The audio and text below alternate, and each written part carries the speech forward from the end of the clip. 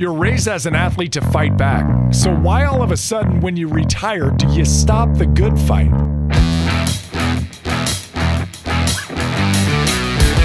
This is Finding Center with Nick Hardwick.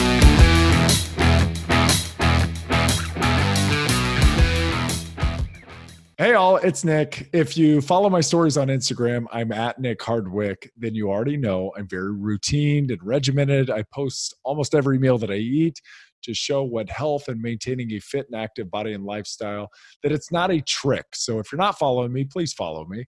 It's consistently making good choices on a daily basis with what you put into your body and how you live and how much you move.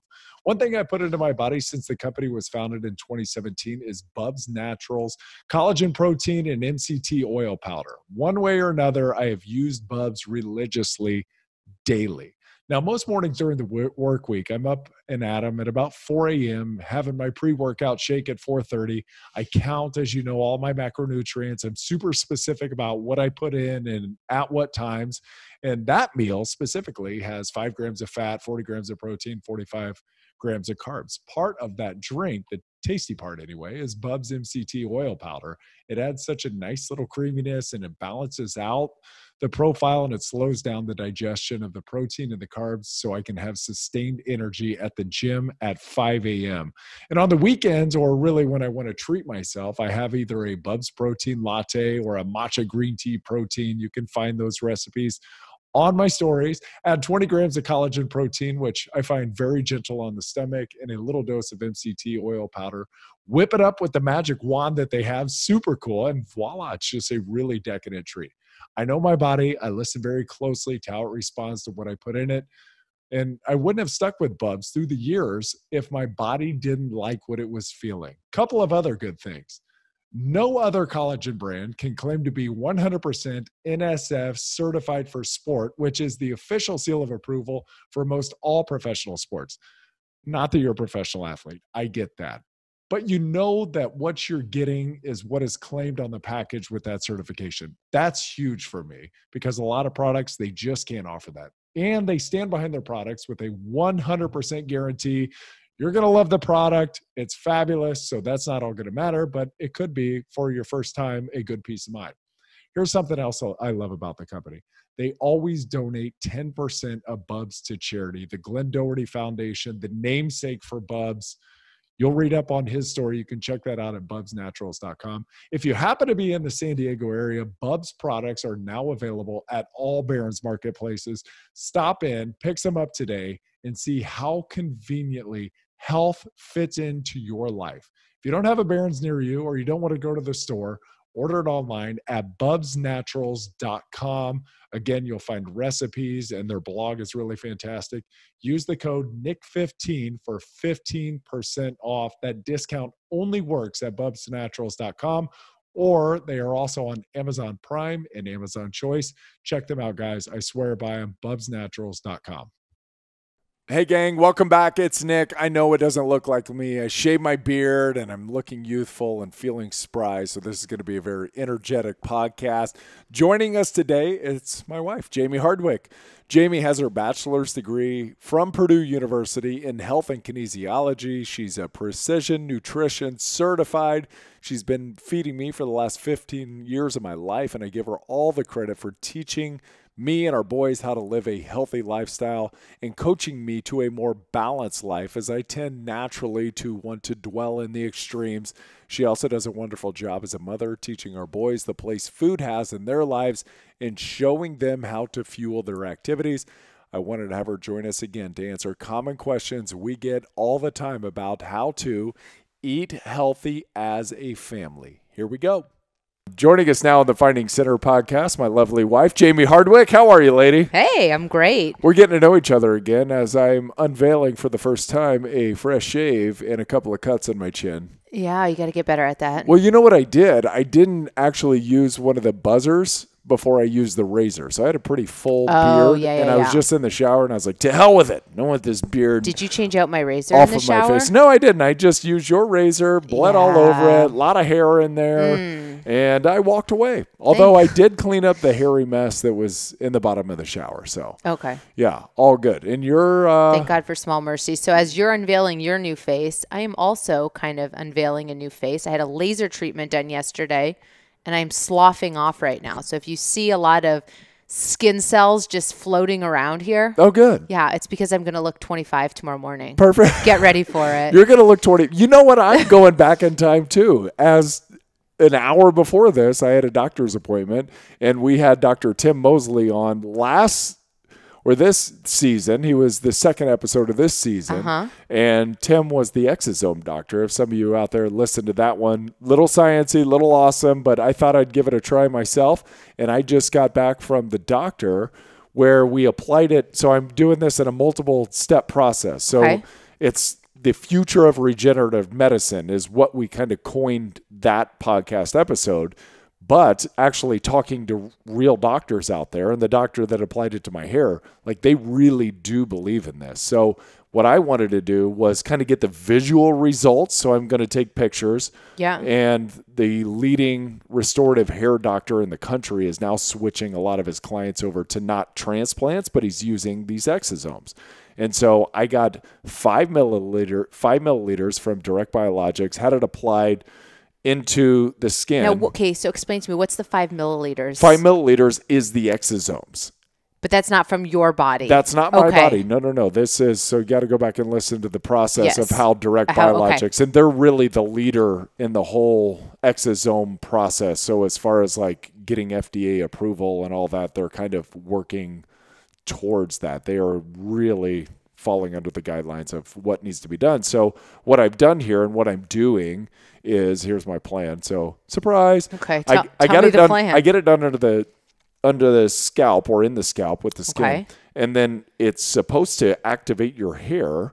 And in 5 to 6 weeks, I'm going to have a lot more new hair, which is it sounds crazy, right? It's like 5 or 6 weeks. It's not, the hair cycle doesn't even take that long, but somehow, and they showed me pictures of before and afters. There was a 70-year-old guy who had it done to his hair, and he was bald, and then he had hair. And then there was a dude who was straight like cul-de-sac, mid-50s guy, and then he had hair, and he looked like a completely different guy. So I'm not in that world yet, but I'd love to stay away from it if I could. Wow. And we're talking one-time treatment, so super cool. So my plan is really to do it on the hair, and then find a way to affect the brain. So I really want to get, this is the visual component. Okay. What I really want to do is, if this works, get a SPECT scan on my brain, which will show kind of the damage that's been done, and then do the exosomes, get them into the brain, and then do another SPECT scan afterwards and show if there's any efficacy in kind of reversing a little bit of the brain damage that's been done.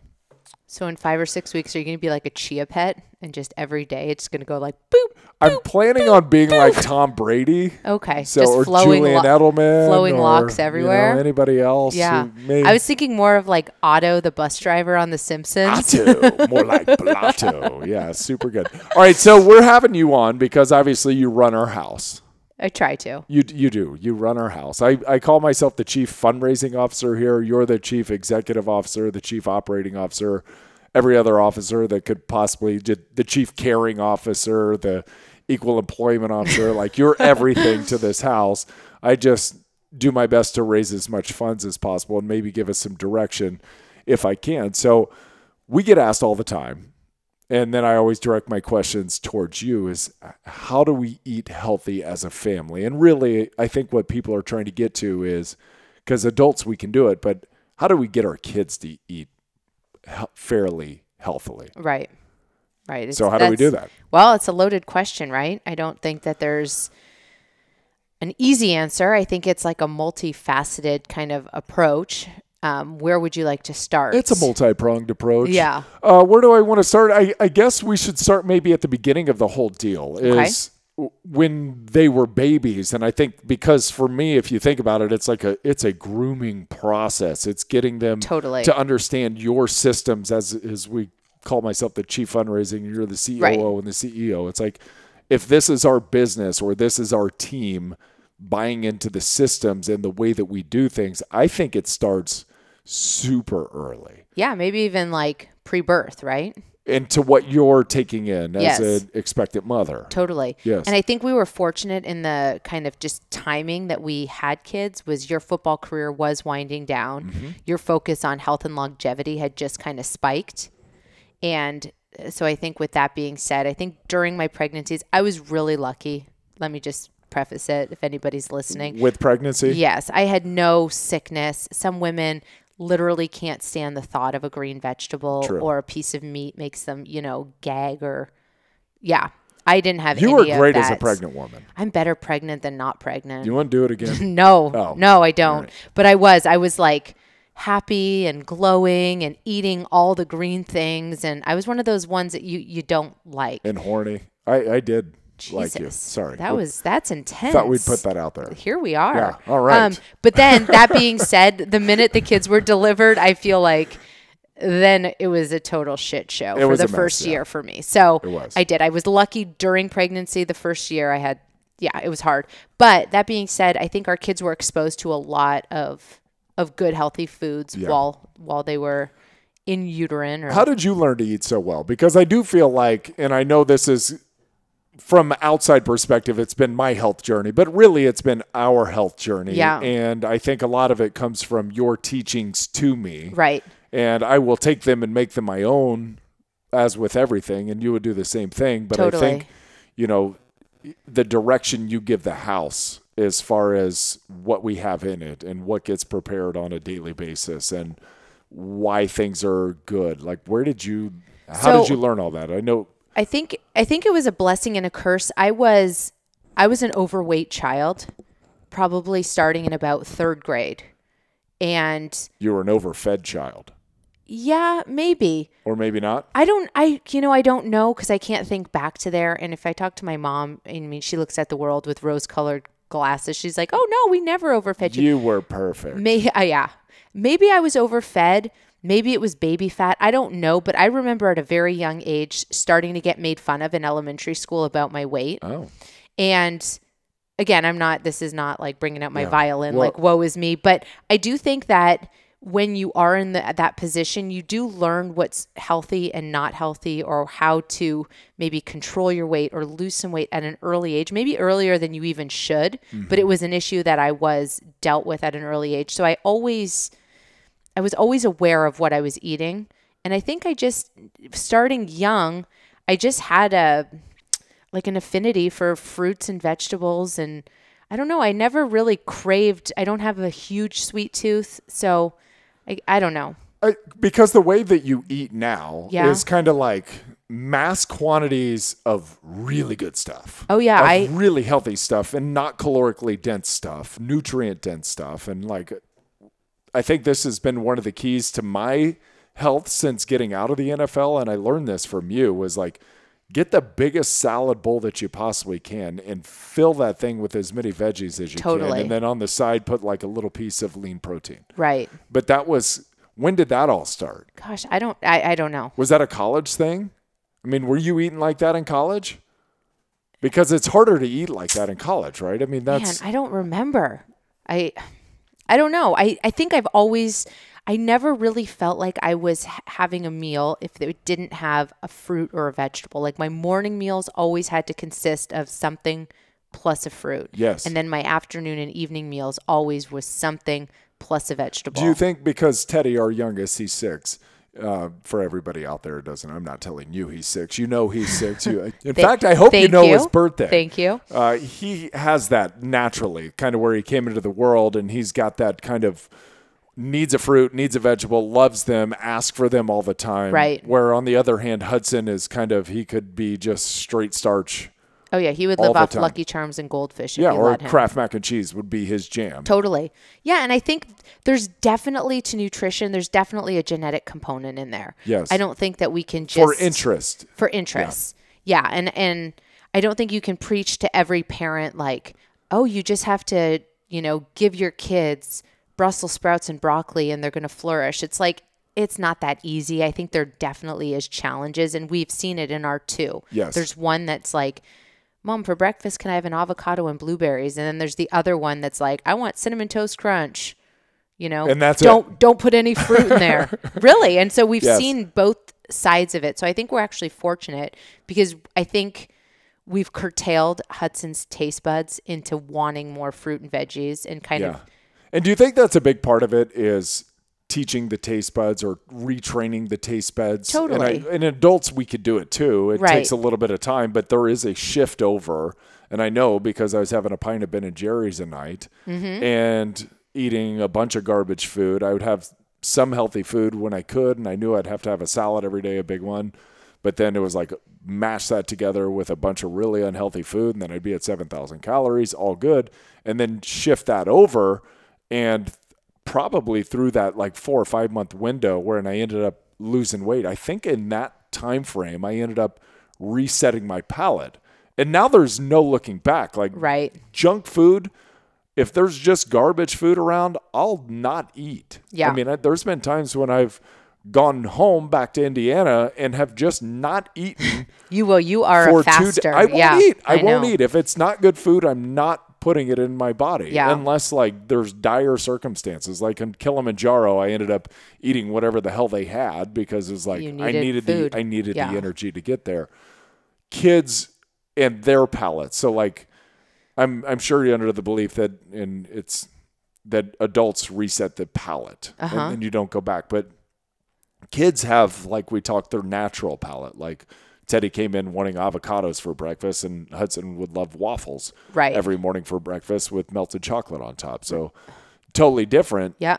How to get Hudson then, or kids like Hudson, to then shift or to warm, I guess, to the idea of incorporating fruits and vegetables into their life. Okay. So this is, I think, the hardest thing for parents and for anybody to understand is kids, when you introduce a certain new food to them, and it can be anything from fruit to veggies to steak to fish to, you name it, it takes sometimes 10 to 15 attempts or tries to actually get them to like or develop a taste for something. 10 to 15 times. And that's science. That's science. That's not me just quoting that. That is, you can't give your kid, broccoli once and they're like, oh, I don't like this. And you're like, well, that's it. Johnny does not like broccoli. Yes.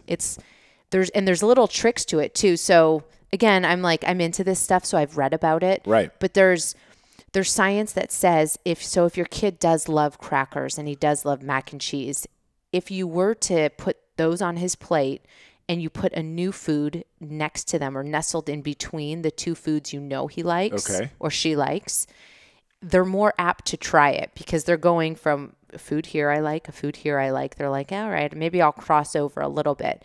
And even if they try it and they're like, not for me, nope, not doing it.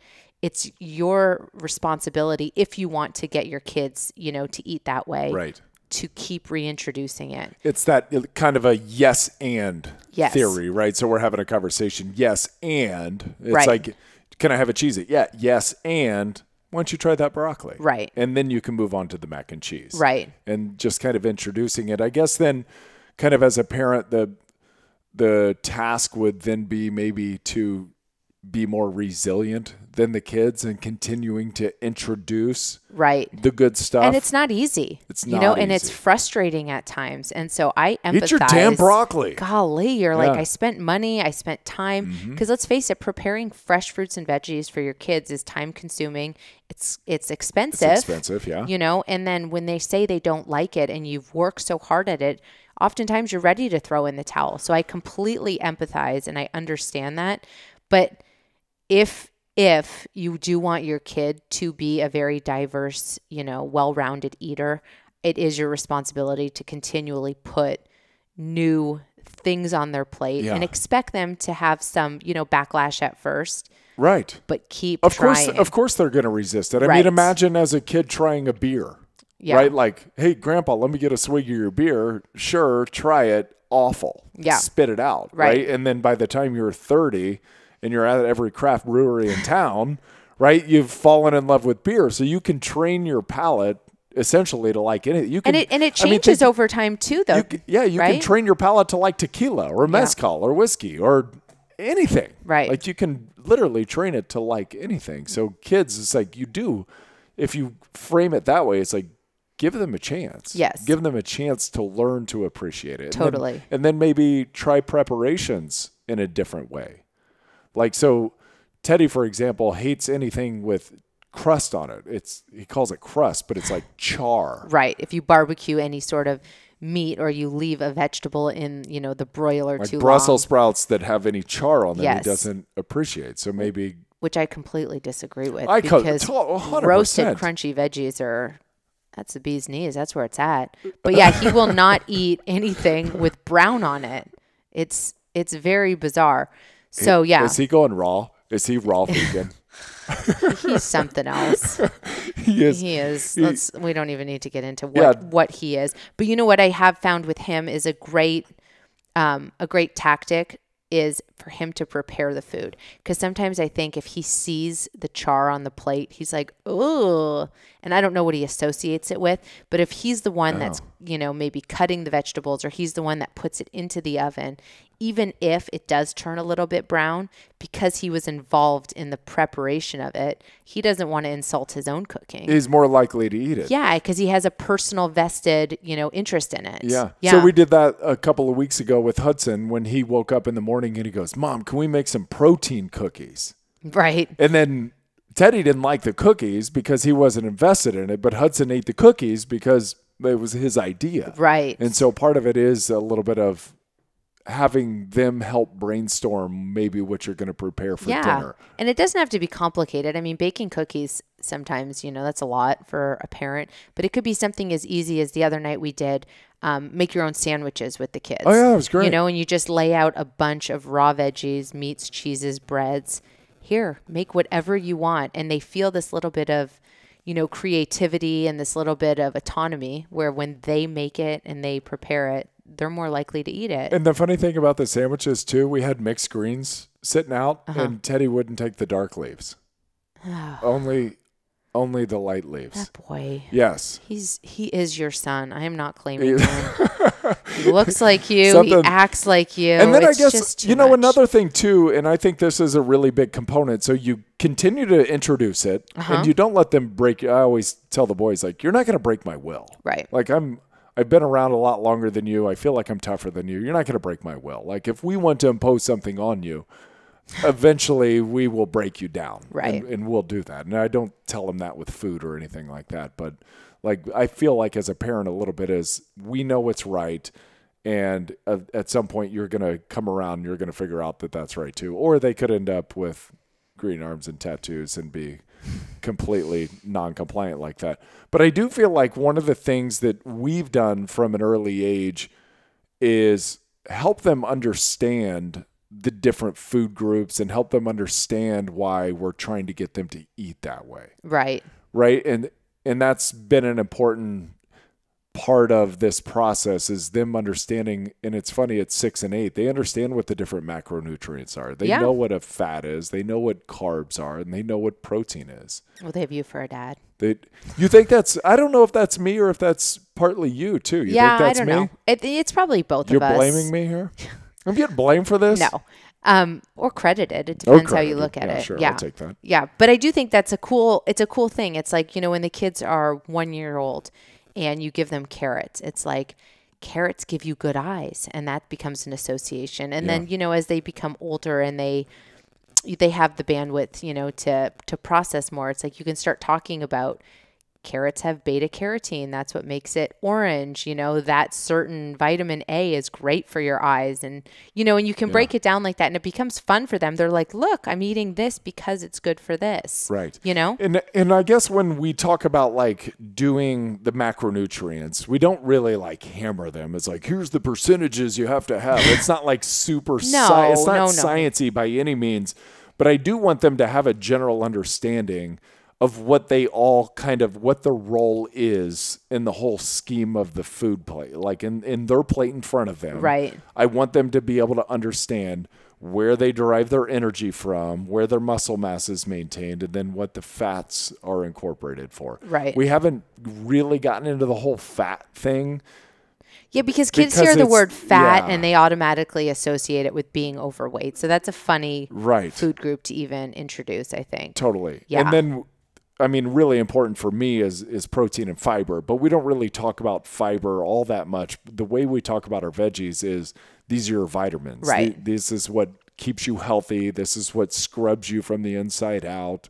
And this is what keeps the diseases away, is eating those vegetables. And I think that's kind of our way of reframing that a little bit. So it's not, hey, eat your fiber. I mean, that's just so sterile. Right. It's like, hey, this will keep you cancer free. May or may not, but you hope that by introducing more and more, they understand that concept that vegetables equals health. Hey guys, it's Nick. Thanks for stopping into Hardwick.life. I believe that after having lived a violent life as a football player for 11 years, I have expedited my aging process and potentially shortened my health and lifespan. Regardless if you played professional football or not, and whether we want to acknowledge it or not, we're all competing with an unknown opponent known as our future health. I believe it is our responsibility to our friends, our family members, and to ourselves to do everything we can today to ensure a positive future health outcome so we can maximize our time and maximize those relationships. My philosophy is simple. Feed yourself nutritious foods, vitamins, minerals, probiotics, so you can have a healthy gut microbiome and live at a healthy body weight, which reduces the stress on our joints, which allows us to continue to exercise. That exercise in turn helps us stay mentally vibrant. We take care of the gut takes care of the joints allow us to take care of the brain. That cycle of health is continuous. Well, it was an interesting learning lesson. The other day we went skiing with our kids 2 weeks ago. Yes. And out of town, upstate New York. Yeah. Great trip, by the way. That was nice. So nice. But we were at a ski lodge, so we're staying in a hotel room. We had a kitchenette in the hotel room. But, you're on the slopes all morning. You get off. You come up to the cafeteria for lunch. So our 8-year-old in the morning, he's like, oh, I'll just grab a granola bar. That's enough. And then we would go to lunch and he'd have, a hamburger and French fries. And then we'd go back on the slopes all day. Keep in mind, super active. He's burning a ton of calories. So it's fine that he was eating like that. Then we'd go out at night and he'd have, a pizza.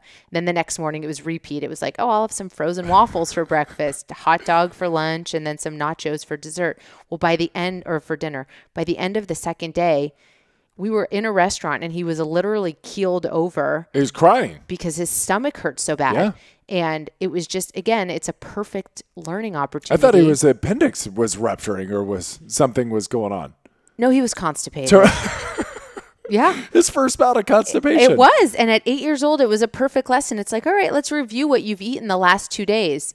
You've had bread, meat, more bread, deep fried potatoes. There has been nothing green, nothing colorful, nothing nutrient dense. And that's what's going to help you pass all this out of you. Totally. And so it was great because I think the next day we were going back to my parents' house and I watched him that night and his plate got filled with vegetables because he's like, God damn, I don't want to feel like that again. Because he felt the pain. That hurt. Yeah. He was sitting at that bar in Ellicottville, New York, and his side hurt. And he was like, every time I touch him, it's just like this pain. You could tell it was like, what is it, The Last King of Scotland with Idi Amin when he's got just a ton of gas and the guy, his doctor bends him over a baseball bat and he just lets out this huge fart. And then he's like, oh, that's all I needed to do. Well, that was Hudson, right? Yeah. That was totally Hudson. It was like you could smell the burgers in the restaurant, but you could also smell Hudson. It was like, totally. Yeah, just keep letting that fart out. You feel a little bit better. But then he finally passed something, I think, that night or in the morning. And then it was like, I'm not doing that again. Right. And I think it does. They have to fail. Yes. Right. And that's like everything. They have to fail if they're going to learn.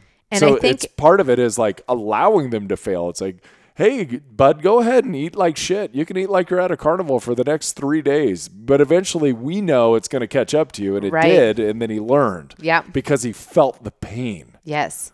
And a similar situation with, again, Hud, our oldest one. When Eat he your was fruits, Hudson. Golly. Jesus. And again, he's our one that does not naturally love fruits and vegetables. But when he was younger, I feel like we were much more maybe strict is the word when it came to desserts. And so I'll never forget, he was probably 2 or 3 years old and you took him to a birthday party where there was this awesome donut bar. And you turn your back on your little kid, you're talking, you're socializing. come to find out, he ate 6 donuts, Like whole donuts. Full-grown donuts. Yeah. We're talking like fancy donut restaurant donuts. So like the size of my head. Totally. 6 of them. And he got home and he threw up all over the place. And it was like, oh my God, like what's going on? He's like, 6 donuts. And I'll never forget that. And it was like, man, he must have felt so deprived or so like, I don't know, restricted possibly. Yeah. That when it was, the unlimited, it was basically his golden corral of donuts. He could just go ham. Yeah, nobody was watching him. No. I think I was throwing the ball. I remember what was going on. Totally, yeah. Yeah, And I was distracted, and he was back there just getting after it. And I think that taught all of us a valuable lesson. It was like, all right, look, maybe if we don't restrict their desserts and he's able to have a little bit every day, when it does become this unlimited, smorgasbord of desserts, he doesn't need 6. That is a thing, right, that we do now at the house. So it's like... And I think it was because of that incident. It may have... Well, in your head. I mean... In my head, that's in when my it head, started. I'm just kind of... You're here. I'm here. You're raising money. Yeah, Good job. We're here. Yeah. We're... Get back to work, Nick. But... You're right, because that has become the tone, especially at the kitchen table, where they're going through a meal and they're doing a nice job eating, and then they know they're doing a nice job, and they'll look at you and go, "Can I have dessert afterwards?" And you always say, "Yeah, sure. Yeah, no problem." Mm-hmm. And it's changed so much. It's so cool. When you say yes to dessert all the time, it becomes... less forbidden. It becomes less exciting. Right. And so it's gone from a place where he will have 6 donuts when I'm not looking to now it's like he'll get a carton of ice cream. And we have those little Ben and Jerry's. Little pints. Yeah. Yeah, in the fridge. And one of those will last 2 boys maybe 2 months because they're like, yeah, cool, dessert. And they pop the lid and they have their spoon and they eat directly out of the bin. But it's literally 2 spoonfuls. They have 2 bites, 2 bites each, put the lid back on, done. and then they're done, which I know. is... It's amazing. You It's remember like, what I used to have a pint of Ben and Jerry's every night before I went to bed. but it's so cool to see how what's the word I'm looking for? Like instinctual kids are. Is that the is word? true. Yes, yeah, it is. Yeah, where think they're like intuitive, instinctual. Yes, where they feel they're like, ooh, I need something sweet to finish off this meal, and it's so much better than adults. They're like, okay, satisfied. Where if you open that Ben and Jerry's sometimes for me, especially after a glass of wine, that thing's gone. My jeans are unbuttoned. That's because... And I'm miserable for the next 6 hours. That's because you had a glass of wine and all the inhibitions are gone. You threw it out the window. It's a whole situation. Yeah. But or you forgot how many bites you took. Right. Yeah. Right. But it's really cool to watch kids, in their bodies. And we had another situation, a few weeks back too, where I brought it to your attention, but we went out for dinner with the boys and we all started with this big veggie platter. So they did get their greens in. And then one of our kids ordered a turkey burger. Yeah. And the other one had a cheese pizza. Oh, we were at True Foods. Right. No. We had the grass-fed burger.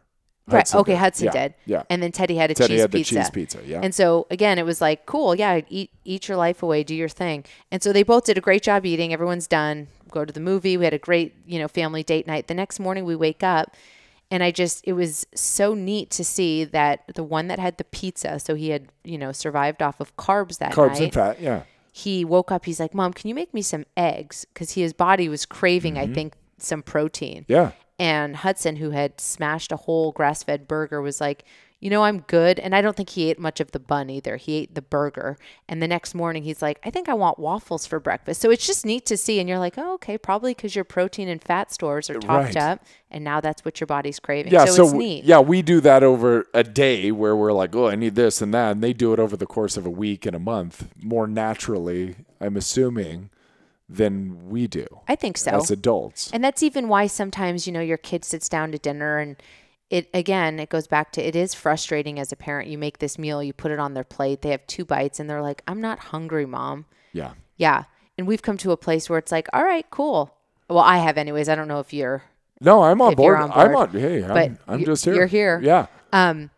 Yeah, where it's like, okay, cool. Because again, I feel like they are intuitive, and instead of making them sit there, force feeding them and turning this whole dinner eating experience into this miserable marathon. Yeah. It's like, well, it'll be sitting there. If you're hungry in a couple hours, you can come back and eat it. Because they do have limited attention spans, and we have to be mindful of that. Right. Right. I mean, their attention span obviously increases every year they are alive like ours do, but sitting there and having them, if they're not hungry, pound through a meal, to me, that just seems more detrimental and kind of taken away from their natural intuitive instincts.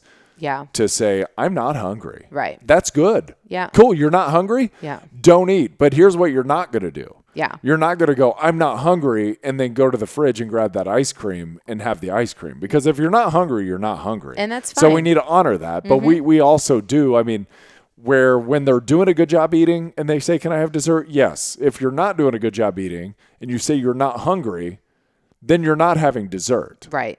Because you just said you're not hungry. And so I think we've been fairly strict with that. I mean, that would be the only area that I would say we're strict in. It's like, hey, if you're not eating the good stuff that we've put out there because you're not hungry, you can't go and now say, I'm going to have the bad stuff. Right. And then allowing them to listen to their instincts. I think that's a big part of it. Totally. And I don't think it's ever been documented anyway that they intentionally starve themselves. I mean, they literally, they eat when they're hungry. Kids aren't fasting. No, they're not. And they're not going to go on a hunger strike for days on end. Yep. And so it is. I think that's another important thing as a parent is just listening to them. When they're not hungry, they're not hungry. So you talked about the two meals that they ordered, the burger and the pizza. And then the next morning they woke up and they're like, hey, can I have waffles? Hey, can I have eggs? Mm-hmm. But it's not super common in our house that we allow them to have different meals. Like to come in and say,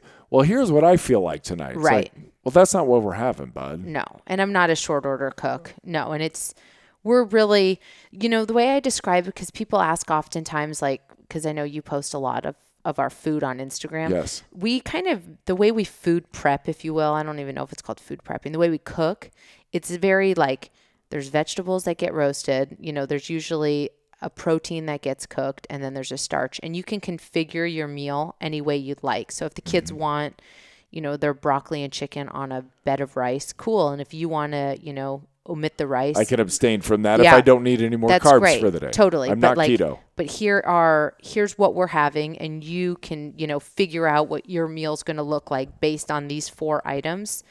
The egg waffle situation was it was a Saturday morning, and we had nothing to do. Totally. I was like, yeah, but that in the is kitchen, not the put norm. some music on. Totally. I was like, sure, cool. We'll cook you whatever we'll pop open the waffle maker. We will do eggs. That was like a weekend treat. So give me this. So after dinner, kids say they want dessert right away. Okay, boom. And we're early birds. Yes. Like we do eat fairly early. Oh, we're geriatric dinner hours. Yeah, 4:30, 100%. 5 o'clock, sometimes 4 o'clock. When the kids get home, we start making dinner. Well, I've found too, this is just, again, I tell parents all the time, our kids are starving after school. And I know most people probably don't have the luxury of having a dinner prepared at 4 o'clock because, you work until 5. But I have just found with our kids, instead of like giving them snack after snack after snack, and then you finally to hold them over till dinner at 7. You sit down, and then they're like, well, I'm not hungry because I ate a bag of goldfish, 4 bananas and whatever. I'm not. Right. Yeah. So for our family, it just works that we're able to prepare dinner early, and they have their massive meal, right after school when they're hungry. Later in the evening, because it's 4, at about 7 o'clock, 6:30, something like that. After they've run around, they play, they go across the street, play with the neighbor, do whatever. They come back and they're like, I'm starving again. It's like, is it cool to give them a snack then? In our house it is. If they're asking for it? Yeah, definitely. And sometimes that is, a second helping of dinner. Sometimes it is, if they did eat a lot of healthy, really like good veggies stuff, at dinner. Oftentimes it's a bowl of cereal before bed. But it's like that nice treat for them. It's Yeah. like Lucky Charms and some good milk. Yeah. No, I don't. Or what really warms my heart is when the boys want my casein pudding. Yeah. And they want that casein protein with a little bit of milk. And Hudson likes peanut butter and his like dad. Teddy does not like peanut butter. No. That kind of chaps my ass a little bit. I'm like, you don't understand. It's so much better with peanut butter in there. It's so funny. So that warms my heart when they're like, can I have your protein? Like, you absolutely can. All right. What else you got? What else do I have? How about this? When introducing foods, and you're trying something new for the first time. Okay. And I think because a big part of the discussion is really like setting the example for the kids. Right. Like, it's impossible to tell your kids to eat healthy if you're not eating healthy. Mm-hmm. It's like impossible to tell your kids that working out is good for you if you're also not working out. It's like, show them the benefits of this. Show them what eating well does. Show them what working out does, and like how happy you can be. And I think that's a big part of it, really, is just leading by example in the house. So if you're trying to get your kids to eat healthy and you're not eating healthy, well, you got no chance to get the kids to eat healthy. Right. So it's just not going to work. So, but vice versa. If you are eating, if you're eating the rainbow, your kids are more like, your kids want to be like you. They do. They do. They just naturally want to be like you. Yeah. So whatever you're doing, they're going to want to model. That's it. So a lot of times it's like, look at your plate, and is that what you want to see on your kid's plate? Yes. Because they do mirror their They parents. take everything from you. And that's like coming back to the Kelly Starrett podcast when he was talking about getting his kids into training. It's like, you have to show them, and you have to make it fun, and you have to allow them into the garage where you're working out, and just make it really accessible and really fun. And I think the same in the kitchen. It's like, show them you can be creative. Show them that you can make all of these good foods taste great very simply, and then tell them why these little nutrients are important for them. Yeah. It brings me to, there was a moment when Hudson, I think, was in kindergarten that we gave him a bowl of like Cinnamon Toast Crunch. He wanted Cinnamon Toast Crunch in the morning. It's like, yep, sure, before school. And then he completely gassed himself. Like 30 minutes in, he was just like, had the sugars. He was like sweating and he felt like crap. And we had told him, it's like, you probably better put some protein in that to balance out those sugars that you're just taking. And he's like, no, I'm all good, just sugar. Right. Okay. And then he failed. And then that was another moment where after that failure, it's like, hey, one, listen to us because we tried to warn you. And then two, how did that feel? Right. And I think that's a big part of the whole process, is getting them to understand how what they do, how that makes them feel. Like what they put in their body, how that makes their body feel. Like, do you like how this good stuff feels? Yes. Did you try the bad stuff? Did you listen to how your body felt after you had it? Did you get really emotional? Were you unable to control yourself? Were you crying? Like all of that stuff. I mean, for me, it's like, that's one of the most important things is, how does running make them feel? How does lifting weights make them feel? How does good food make them feel? All of those things. It's like, start listening to your body now. And I guess what we would just call that is like consciousness. Right. Like, be aware of how all of those things make you feel. And then as an adult, or even as a kid right now, it's like, how does that friend make you feel? How does that relationship make you feel? And then just really understanding how everything kind of impacts your life. Yeah. Yeah. That's profound. And I would say, so, okay, I'm just going to try to summarize everything we've kind of just talked about. Wrap me up here. Yeah. Well, no, this is your job. You can wrap us. But a few things. I would say definitely get your kids involved in the kitchen. I feel like that's helped us a lot. Yeah. Let them do little things when they can't, cut and touch the stove, but let them like stir and, be your gopher. Go set get things table out of the fridge. Set the table. Yeah. That's a huge thing. Get us some waters. Put us all waters out there. Put us all paper towels out there if you don't mind. Get them involved in the mealtime preparation. They love that. Second thing is, don't make them sit for any sort of extended period. Kids have time, kind of expectancies, time spans of 10 to 15 minutes where they can focus on a task. And I mean, any young teacher will tell you that as well. It's like, you can't have a 6-year-old sit and do math for an hour. Don't make them sit in an hour-long dinner. They're not adults. They don't want to converse. They don't want to sit there for an hour. So for us, again, it's like, help them prepare dinner, have it in a timely manner, or serve them first. Yes. Let them eat in their 10 to 15-minute window, and then let them, go do their thing. I feel like you start getting in trouble when they're sitting any longer than 20 minutes because they can't. Yeah, and they that's can't. when they start to get destructive and and food ends up everywhere. They're standing up. They're walking around. They're putting on the show. They're doing all of that stuff. Yeah. So let them help. Keep it quick. Keep it concise. Don't cater to their every needs.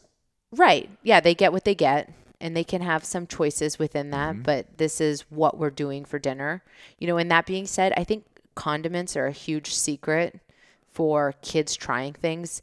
90% of children love ketchup. Yeah. So if you're squirting a big dollop of ketchup on their plate, regardless of the new fruit, veggie, starch, whatever you're trying to get them to eat, if it can be dipped in that likable condiment, it works. Fruit, kids love yogurt. So if you put like a strawberry yogurt or a vanilla yogurt on a plate and it's like, try this kiwi dipped in the yogurt. That's a super easy tactic where they're like, it's something familiar, it's something tasty. Yeah, I think even with the ketchup, I mean, when you think about ketchup, like parents are like, ew, that's gross, right? It's like, because most people don't put ketchup on anything but hot dogs or a burger as you get older, fries, I guess. But when you're a kid and it's like, hey, dip your broccoli in ketchup or dip it in even like ranch dressing. Totally. Dip it in something, because the powerful effects of food really comes from just eating the veggies. It's not eliminating things. It's introducing the vegetables that is where the health lies. Right. And so it's like there's going to be way more positive benefits from having them dip something really good into something that's maybe not so good. Right. But the health benefit lies in just ingesting the vegetables itself. And then if you have to shortcut it or make it like a thing that they will do, any type of dip, go for it. Right. Yeah. And because eventually, like we all did, I mean, I don't know if you were a kid at school and like put ranch dressing on your pizza and eat that, or French dressing or whatever. Like those aren't good things for you, but eventually you start behaving more like an adult. Yeah, or not, or you just buy sugar-free ketchup and you continue on. I mean, really, it's not the end of the world. Yeah, or have the sugar kind. Yeah, who cares? Yeah, just don't down a whole bottle at one sitting. Yeah, and you'll be fine. But I mean, more than likely, you're going to eliminate those things, or substitute them with olive oil, or substitute them with, like I do, mustard and hot sauce on everything, and then I mean, it's the same thing, right? It's like, that's my adult version of ketchup. Yeah, exactly. Yeah. And then I would say, just a few other points.